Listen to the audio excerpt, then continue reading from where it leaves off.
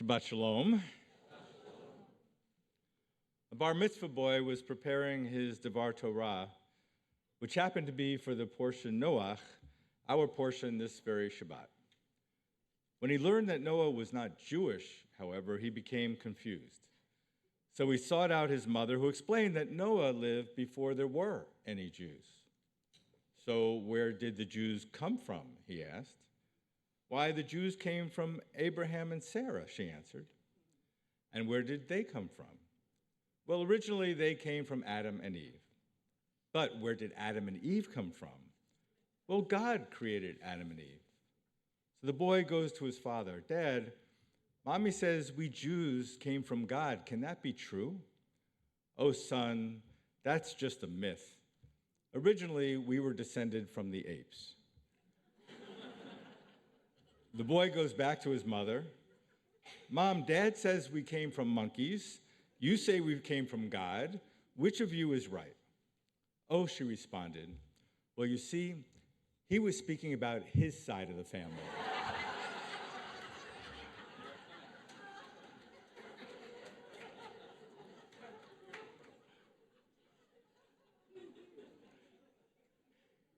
Now, although our Torah portion, the Shabbat, is entitled Noach, it also presents the story of the Tower of Babel, in which the descendants of Adam and Eve, one family on earth, begin to build a tower in order to reach the heavens, like Icarus, but without the wax wings. In retaliation, God separates them into disparate sects, each speaking a different language. Xenophobia sets in, and that brings us to this very day. Ukraine and Russia, Israel and Hamas, and sometimes it seems that even the Democrats and Republicans are speaking entirely different languages. But what the Torah portion reminds us is that we did all begin as one family. This is not just the biblical version of the truth. Genetic scientists have confirmed that we were all, every person on this far-flung earth, all of us descended from a single pair of Homo sapiens. Let's call them Adam and Eve for our purposes.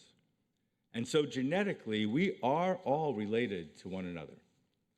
And according to our tradition, those enemies of Israel, the Arabs with whom we are at such odds, are even more closely related to us, having descended from Ishmael, who was Isaac's brother, and of course, we were descended from Isaac's son, Jacob. So, if we are all one family, why can't we get along? Well, one might quip that that is exactly why we can't get along. Families can be tough. I could tell you some stories, but I won't. Instead, I would like to share with you some groundbreaking research on infants that may provide us with a clue. Now, the good news is that according to these experiments, it appears that infants are born with an innate sense of morality. Now, how did they discern this, since infants cannot talk? Well, they presented skits in which there was one doll that hurt another doll. And overwhelmingly, when offered the two dolls, the baby almost always reached for the good one. The bad news is that when they presented a skit in which one doll resembled the infant and one was markedly different, the babies almost always reached out for, yes, you guessed it, the one who resembled themselves. So morality is built into our genetic code, but so is xenophobia. We human beings are programmed from birth to be suspicious of those who are different from us, which does not bode well for the dream of world peace. However, humans can grow and learn and even change. President Trump has brokered a peace deal that seemed beyond the realm of possibility just a few weeks ago. Jimmy Carter did the same with two bitter enemies, Menachem Begin and Anwar Sadat. So who knows? For beneath the enmity, the hatred, and even our understandable distrust and anger born of October 7th. The children of Ishmael are still our brothers and sisters. And we must remain open to the possibility, no matter how remote, of a family reconciliation. Think about what is happening in Syria, where a former al-Qaeda operative has overthrown the evil Assad regime, changed his own name, and seems, and I repeat, seems, willing to enter Syria for the first time in decades into the family of civilized nations. And can it really be that our nation's closest allies are Germany and Japan? Only a few generations removed from Hiroshima, D-Day, and the death camps. And this week, Britain's King Charles III and Pope Leo XIV have prayed in public together, marking the first time in 500 years that leaders of both the Church of England and the Catholic Church have taken part in a joint service. Never thought that would happen. So reconciliation is possible. Now, I do not blame anyone for being dubious, given what we have gone through over the last 2 years. All I'm asking is to be open to the possibility that it can happen.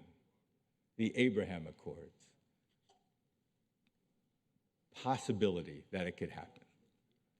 Happily, Rabbi Loss and I will be leading a busload of vintage Voyagers from our temple to Israel, just as the first inklings of this new dawn are appearing on the horizon in the Middle East.